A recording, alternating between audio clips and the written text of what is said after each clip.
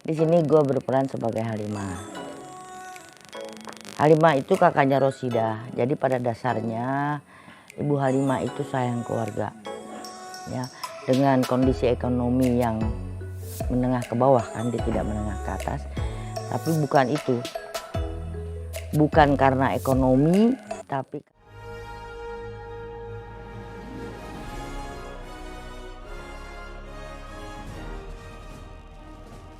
di sini gue berperan sebagai Halimah. Halimah itu kakaknya Rosida. Jadi pada dasarnya Ibu Halimah itu sayang keluarga. Ya, dengan kondisi ekonomi yang menengah ke bawah kan, dia tidak menengah ke atas. Tapi bukan itu.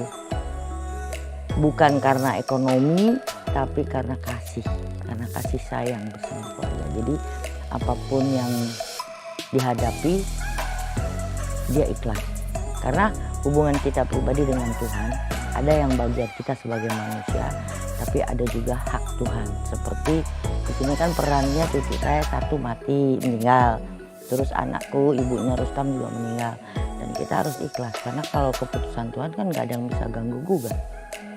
Dan itu yang mungkin banyak orang yang seperti mungkin lo tahu ya, di Indonesia banyak sekali yang ini matinya kenapa, ini bagaimana, itu sih manusiawi, itu mereka punya hak. Cuman Mbok ya ikhlas dan percaya sama Tuhan, kejelekan manusia itu akan terungkap.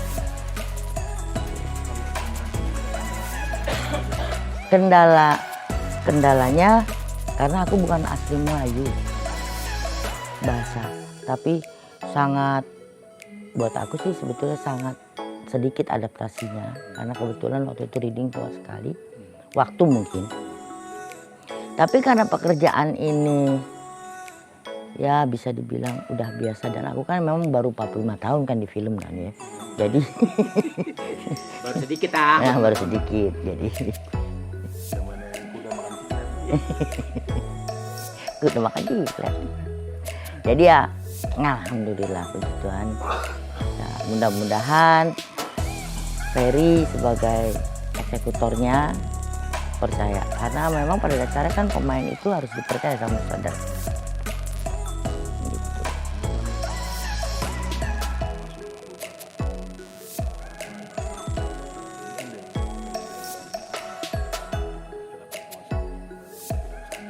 Oke.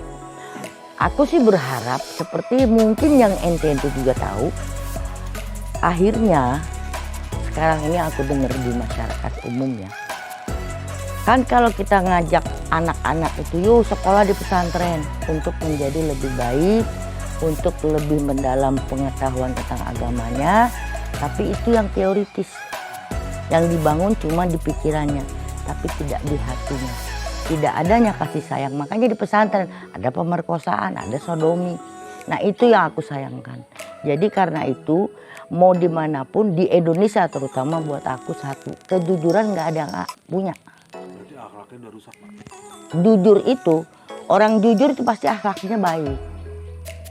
Tapi kalau orang nggak jujur, otaknya udah jahat aja.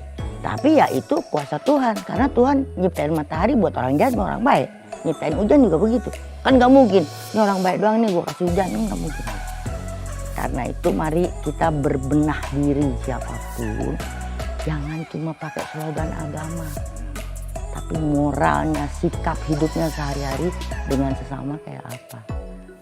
Apalagi kalau udah kaya, duit seolah-olah bisa bicara.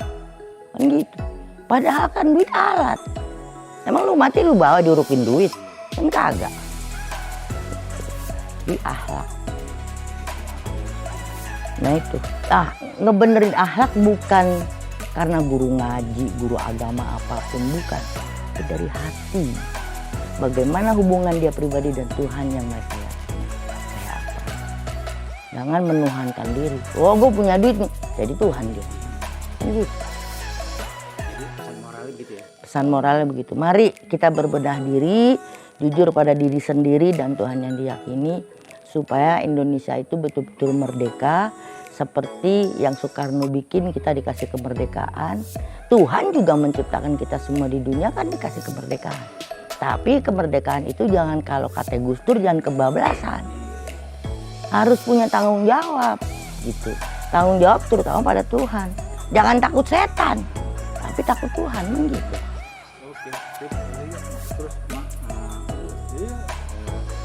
pas di dunia sama saudara itu tertarik dengan ini gimana? Gini, kebetulan di Indonesia itu pada umumnya sebetulnya ini juga yang aku lagi perbaiki dalam perkembangan kehidupan gue pribadi.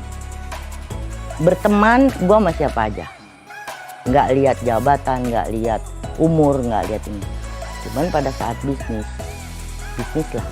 Nah, gue terus terang bukan karena gue berteman sama Thohir, sama Ferry, sama Camek, bukan. Tapi mereka bisa menghargai gue karena secara proporsional kan gue juga punya tanggung jawab kan gitu. Dan mereka menghargai gue. Tapi banyak PH-PH baru karena temen mau bantuin dong. Nah gue sama bantuin selain Tuhan kan gitu. Harusnya kita saling menghargai, saling dukung gitu. Gitu harusnya. Tapi itu yang terjadi selama ini. Jadi kadang-kadang makanya tadinya sih gue nggak pernah punya manajer. Sekarang baru belajar. Udah punya. Film pertama kali syuting lagi ya? Di film ini. Kan dulu kan udah vakum ulang nih. Ulang itu kan ulang pandemi. Kata siapa? Gue pandemi aja syuting Gatot Kaca gue. Oh. Wah lu kurang baca nih, dia wartawan nih. Nulis doang, bacanya kagak. Bukan dengan dulu. Mampus ya? Ivana. Gue pandemi tuh Ivana Gatot Kaca. Oh, kan Capek deh. Jadi nggak pernah lihat lele, nggak layar sempit. Oh, jadi begitu toh. Iya, itu karena kita berserah. Karena rezeki kan nggak cepat. Nggak mungkin dong Tuhan ngasih rezeki pindah-pindah atau makanya jangan jadi penjilat. Jangan. Karena penjilat itu udah nggak enak aja, berteman nggak enak, bersikap dalam hidup. Jangan diawali hidup itu di pekerjaan apapun diawali dengan bohong. Karena akan ada bohong-bohong selanjutnya. Gitu.